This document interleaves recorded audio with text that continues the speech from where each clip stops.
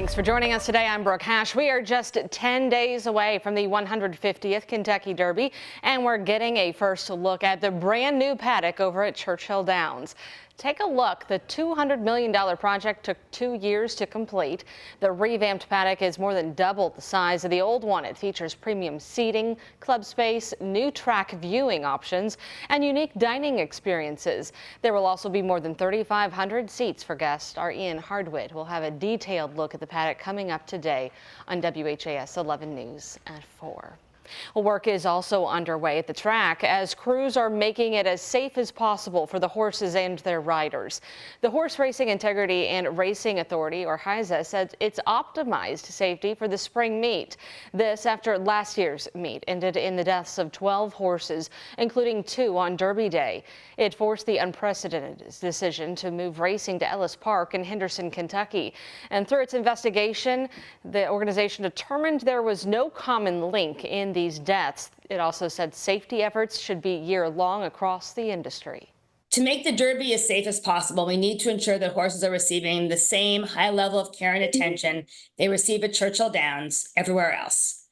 And with our uniform rules, we can be sure that every horse, no matter where or when it's running, is receiving the highest level of scrutiny and care, not just when they show up to the Kentucky Derby. WHAS said Churchill Downs improved the track's surface by adding thousands of tons of new dirt and investing in new track equipment. Well, starting on Saturday, fans will pour into the track for opening night with Derby visitors not far behind.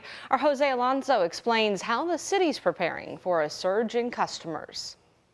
Multiple airlines plan to bring a lot of people in and out of Louisville for Derby 150. Now, the airport is still under construction, but they plan to give visitors the best experience they can. We want to have this place open as much as possible. This is a 24/7 operation, but all the construction that you see now downstairs, those walls have come down. All that construction will be wrapped up and ready to go for Wednesday when the first wave of visitors come to Louisville for the very first time. Upstairs will also look different as the TSA checkpoints will be expanding. We've added 2 lanes, so we've gone from 5 lanes to 7 lanes.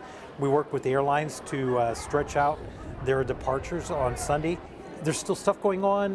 There's still a few construction walls up, but by and large, it will be down, operational, and 100% ready. The airport isn't the only place expecting high traffic. It becomes the whole season. People are having parties, they're doing catering, they're ordering flowers, they're doing all sorts of things. And so all of those businesses will start to see the effect now. The Kentucky Derby is basically Louisville's Super Bowl, and we get to host it every single year instead of it moving around, to city to city. Roseanne Maston with Louisville Tourism says hotels are currently at 92% occupancy for Derby week, which will bring in a lot of money for the local economy. We're looking just at Oaks Day and Derby Day. We are expecting it to fetch $405 million in the estimated economic impact for this year. Dan Mann with the airport says the additional nonstop flights and larger airplanes will contribute to those earnings. On Sunday and Monday, we'll have about 24,000 people just apart in those 2 days. I think Sunday will be our busiest day. We'll have a lot of people that are leaving Derby. They'll be flowing out. But this year, unlike last year, Monday is actually going to be a very busy day for us. So we used to call it Departure Sunday. Now it's Departure Sunday and Monday. And this year's Derby could make a milestone impression on the city. In Louisville, Jose Alonso, WHAS 11 on your side. The increase of airplanes flying in and out of the airport will not impact the operations with UPS. Executives at SDF said most passenger flights happen during the day, and UPS shipments mainly operate overnight. And Airbnb says searches for Derby rentals have increased 30% this year compared to last. According to the travel company, most guests are coming from Indianapolis, then Chicago, New York City, and Atlanta. And it's not just Louisville seeing the boost. Airbnb said Jeffersonville is one of the most booked cities. Other highly booked areas include West Butyl, St. Matthews in Louisville, and then Bardstown, Kentucky.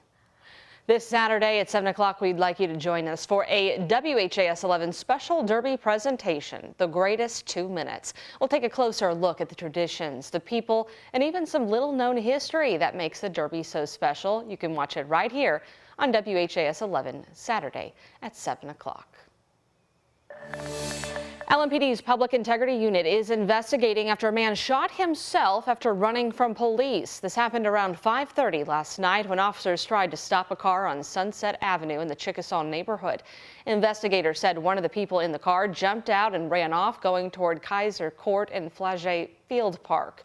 Now, police followed him on foot and said the man pulled out a gun and shot himself. Officers tried to save him before he was taken to the hospital, where he died during surgery.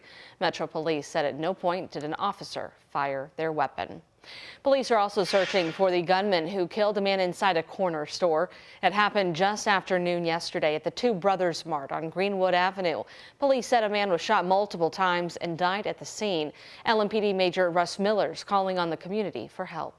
Especially in the next 2 weeks that we have Derby going on, we want to have a safe environment for everybody that lives here, everybody coming into town, to have a good experience here. And the only way that we can do that is to continue to be out here working as hard as we can, and to continue to ask for the public's assistance to speak up and say something if they see something. If you know anything, call that number on your screen, 574-LMPD, or use the department's online portal.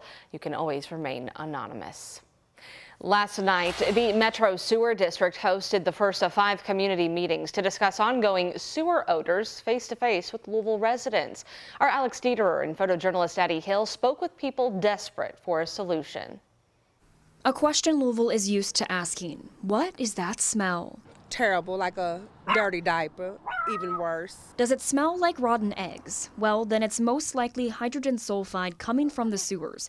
It's an issue that's not new to Louisville's West End residents like Miss Francis. Everybody in the West End should, have something to say about this, because we all smell it.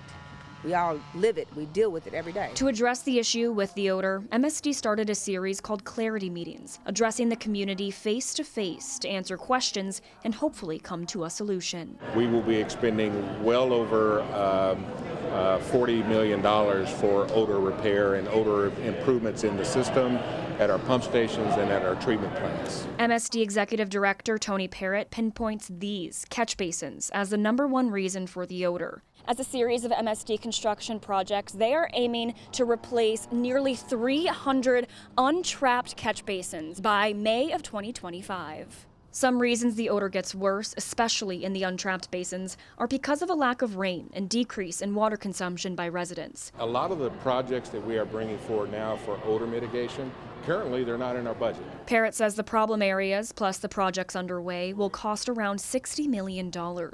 In Louisville, Alex Dieterer, WHAS11 on your side.